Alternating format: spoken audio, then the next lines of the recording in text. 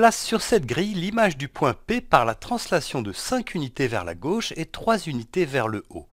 Donc on a cette grille et puis on a le point P qui est ici. Et ce qu'il faut faire, c'est tracer l'image de ce point P par la translation qui correspond à ce déplacement-là, 5 unités vers la gauche et 3 unités vers le haut. Voilà.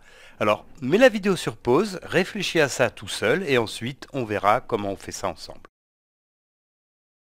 Donc on va le faire de deux manières différentes. En fait, on va déjà exécuter le déplacement qui est donné ici, de cette manière-là, 5 unités vers la gauche, et 3 unités vers le haut.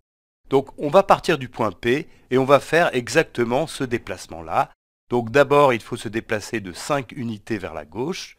Donc 1, 2, 3, 4, 5. Il faut bien sûr faire attention à la graduation. Ici, on a un carreau qui est égal à 1 unité, donc c'est bien ça.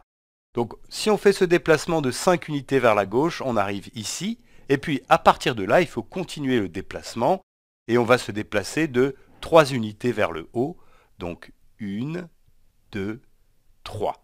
Et donc on arrive ici, donc ici c'est l'image du point P par la translation de 5 unités vers la gauche et 3 unités vers le haut, donc je vais l'appeler P'. Voilà. Alors ça, c'est une première manière de faire. Il y a une autre manière qui est très pratique, on va le faire ensemble. Il s'agit d'utiliser les coordonnées du point P. En fait, si tu prends un point dans le plan, il a des coordonnées, il a une abscisse X et une ordonnée Y. Donc ça, c'est le couple de coordonnées d'un point. Et quand je vais lui faire subir cette translation-là, eh bien, son abscisse va être transformée. Son abscisse, ça va être l'abscisse d'origine, moins 5, je vais le faire en violet, moins 5, et c'est un moins parce que c'est vers la gauche. Donc vers la gauche, par ici, on diminue le nombre, donc on diminue ici l'abscisse. Donc voilà, ça c'est ce qui va se passer sur l'abscisse du point. Et puis, pour les ordonnées, eh bien, on va partir de l'ordonnée Y du point d'origine, et cette ordonnée-là, elle va être augmentée de 3 unités, puisque on se déplace de 3 unités vers le haut. Vers le haut, ça veut dire qu'on augmente l'ordonnée. Donc ici, ce qu'on va faire, c'est ajouter 3. Voilà, donc quand tu pars d'un point de coordonnées x, y, et que tu lui fais subir cette translation-là, les coordonnées de l'image du point, eh bien, ce sont celles-là, x-5 et y plus 3. Donc, je répète, le moins 5 qui est là, ça correspond à un déplacement de 5 unités vers la gauche. Vers la gauche. Voilà. Et le plus 3 qui est là, correspond à un déplacement de 3 unités vers le haut.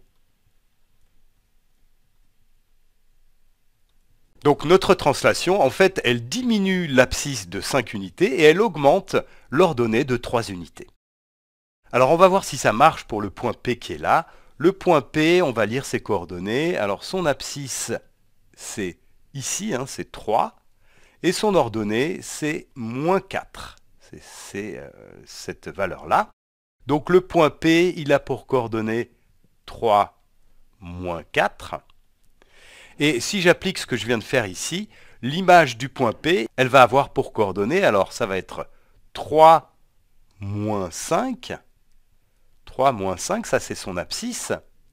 Et puis son ordonnée, ça va être moins 4 plus 3. Moins 4 plus 3. Voilà, alors on va calculer ça. 3 moins 5, ça fait moins 2. Et moins 4 plus 3, ça fait moins 1. Donc l'image P' doit avoir pour coordonnées moins 2, moins 1. Et effectivement, on voit ici que l'image P', son abscisse, c'est cette valeur-là, c'est moins 2, ça c'est bon. Et puis son ordonnée, c'est cette valeur ici, et c'est donc effectivement moins 1. Donc tu vois qu'on n'a même pas besoin de faire le dessin en fait. Si on te donne les coordonnées d'un point, tu peux directement calculer les coordonnées de son image par cette translation-là.